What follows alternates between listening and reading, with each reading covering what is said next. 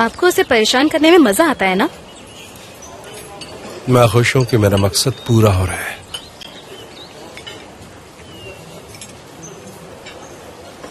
समय चलो अब खाना खाओ।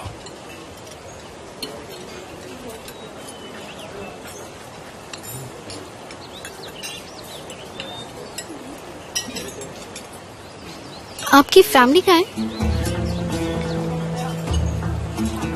आपकी फैमिली तो होगी ना? नहीं। ऐसा क्यों? आपका कोई रिश्तेदार नहीं है? मैंने कितनी बार कहा कि मुझसे कुछ सवाल मत किया करो। आपको मेरे बारे में सब कुछ पता है, मुझे भी जानना है। आपका कोई भाई या बहन कोई तो होगा ना? आपने शादी तो की थी ना, अब तक कुंवारे तो नहीं रह सकते। बताइए ना, शादी की थी?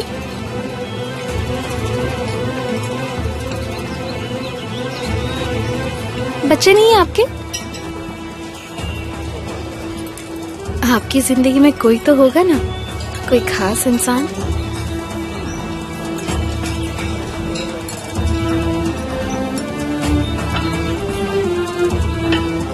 बताते क्यों नहीं? आप अकेले थोड़ी ना हो सकते हो, कोई तो होगा।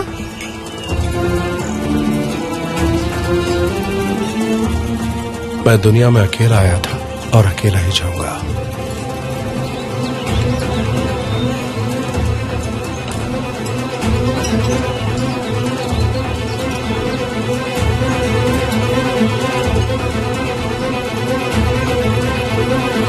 आराम से, थोड़ा ध्यान रखना।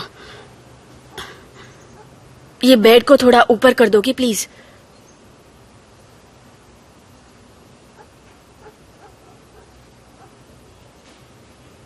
अब मैं आपके बाल सुखा दूंगी, फिर आप खाना खा लेना और फिर आराम से सो जाना। नहीं, मुझे फिर से नहीं उठना, मुझे हमेशा के लिए सुला दो। मैं भीख मांगती हूँ, मुझे मार दो, मेरा दर्द खत्म कर दो प्लीज। ये दर्द मुझसे बर्दाश्त नहीं होता, मुझे मार दो प्लीज, मुझे मार दो। मैं अब नहीं जीना चाहती, आप मेरा दर्द नहीं समझेगी, मुझे मार दीजिए प्लीज। ऐसी बातें मत कीजिए प्लीज। आपको कुछ और चाहिए?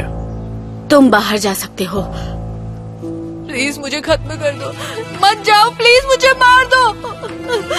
मैं नहीं जीना चाहती, प्लीज मुझे मार दो, प्लीज मुझे मार दो। शांत हो जाइए प्लीज, ऐसे मत बोलिए। मैं नहीं जीना चाहती, मुझे इस दर्द से आजाद कर दो प्लीज। मैं ऐसे नहीं जी सकती, प्लीज कुछ कीजिए प्लीज।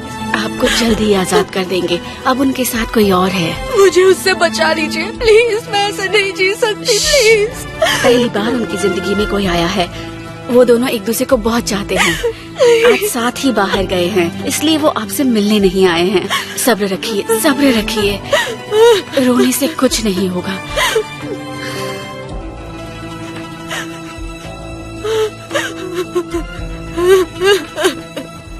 तुम दोनों के साथ परेशानी क्या है? आखिर तुम दोनों इंसानों की तरह जीना कब सीखोगे? मैं तुम्हें जितना बचाने की कोशिश करता हूँ, तुम उतना ही मुझे शर्मिंदगी के लिए मजबूर कर देते हो। मैं तुम्हारी मदद करने की कोशिश कर रहा हूँ और तुमने फिर से एक गलती कर दी। मैं तुम्हें आगे ले जाने की कोशिश करता हूँ और तुम मुझे नीचा गिराने में कोई कसर नहीं छोड़ते। और अली, तुम इसे मना करने के बजाय इसे और उकसाते रहते हो। समझ में नहीं आता कि मैं तुम्हें क्या कहूँ। अंकल मैं तो इसे बंद बस करो बकवास, बस। मैं तो इसे, अरे तुम तो मेरी आंखों में आंखें डालकर मुझसे झूठ बोलते हो। जब मैंने तुमसे पूछा कुजे कहाँ है, तो याद है क्या कहा था? कुजे किसी काम से बाहर गया है, कुजे ये कर रहा है, कुजे वो कर रहा है। अंकल वो बहुत मेहनत कर रहा है, अंकल उसे ओपनिंग तक डिस्टर्ब मत कीजिए, यही कहा था ना तुमने? जरा सोचो, तुम्हें किसी काम को करने के लिए मौका मिला, लेकिन तुम्हें फुर्सत ही नहीं है। तुम कोई जासूस हो जो उसे सजा देना तुम्हारा काम है? तुमने इतना वक्त बर्बाद किया। मुझे बताओ, क्या तुम अभी तक उसका पता लगा पाए? अब इस वक्त हम जुर्माने के पैसे कहां से लाएंगे? ये कोई छोटी रकम थोड़ी ही है। अभी शादी की सारी तैयारियां करनी है। शादी में अगर कुछ भी नहीं करेंगे तो कम से कम 5 लाख रुपए तो चाहिए ही। क्या लगता है तुम्हें, पैसे पेड़ों से तोड़ कर लाएंगे या फिर हम पर कहीं से पैसों की बारिश होगी?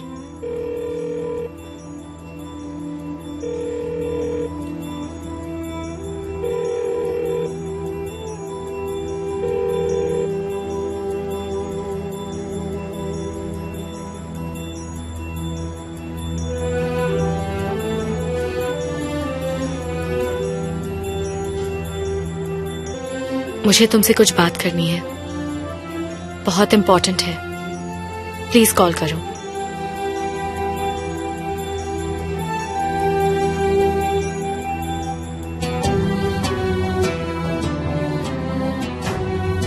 तुम्हें पता होना चाहिए, हम बैंक की किश्तें ही बड़ी मुश्किल से चुका पाते हैं कुजे।